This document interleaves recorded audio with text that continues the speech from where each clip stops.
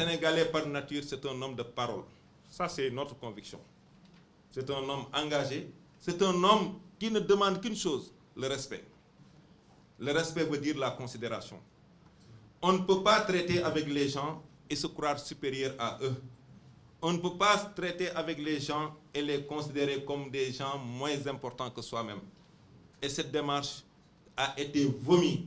Elle n'a jamais été adoptée par le mouvement Valeurs qui a préféré incarner l'humilité dans l'efficacité.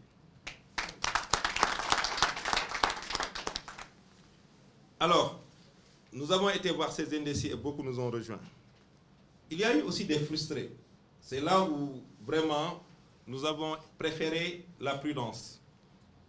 Parce que nous avions quand même nos propres brigades qui enquêtaient sur les frustrés de chaque quartier. Et on a eu une liste de gens qui avaient des raisons de se frustrer. Mais nous ne nous sommes pas empressés d'aller les voir.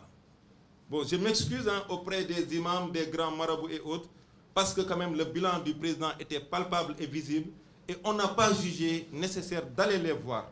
Pour nous, c'était une perte de temps, parce qu'ils comprennent que l'intérêt de la nation exigeait la reconduite du candidat Macky Sall. Les frustrés, nous en avons rencontré beaucoup, et je parle sous votre contrôle. Des gens qui nous ont expliqué à quel point ils aimaient le Sénégal, à quel point ils avaient de la considération pour le président de la République, mais qu'ils étaient prêts à effectuer ce qu'il convient d'appeler un vote sanction. Nous les avons écoutés. Nous les avons très bien écoutés. Et après échange, on leur a fait comprendre que dans chaque collectivité, dans chaque zone, le président ne pouvait qu'envoyer des émissaires à charge pour eux d'exécuter correctement la mission à eux assignée. Malheureusement, nous avons vu que, et nous le dénonçons, ici et maintenant, avec toute la rigueur qui sied, que cela n'a pas été le cas à Louga. À Louga, il y a beaucoup de gens qui aiment le président, mais qui étaient prêts à faire un vote sanction. Les raisons, mes chers amis et frères et sœurs, nous les connaissons tous. Et d'ailleurs, ce sont ces raisons, parmi tant d'autres, qui ont justifié notre engagement en politique, parce que la politique, en son sens étymologique, ne veut dire ni plus ni moins que la gestion des affaires de la cité. Et notre conviction demeure, elle est absolue sur ce point, qu'il n'y a pas mission plus noble que la gestion de sa propre cité. Le deuxième mandat est acquis. On parle du PS2.